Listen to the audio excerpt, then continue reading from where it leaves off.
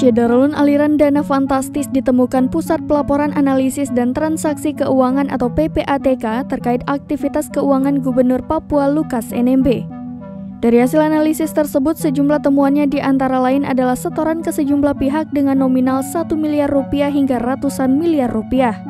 PPATK menemukan adanya transaksi setoran tunai yang dilakukan Lukas di kasino judi senilai 55 juta dolar Singapura atau sekira 584,5 miliar rupiah jika dikonversi menggunakan nilai tukar mata uang saat ini, yakni 1 dolar Singapura sama dengan 10.629.000 rupiah.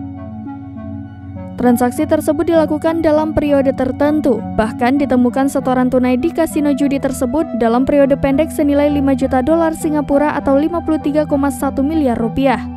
Selain itu, kata dia, PPATK juga menemukan adanya pembelian jam tangan senilai 55.000 dolar Singapura atau sekira 584,9 juta rupiah. PPATK juga telah melakukan pembekuan atau penghentian transaksi kepada sejumlah orang di 11 penyedia jasa keuangan atau PJK terkait Lukas.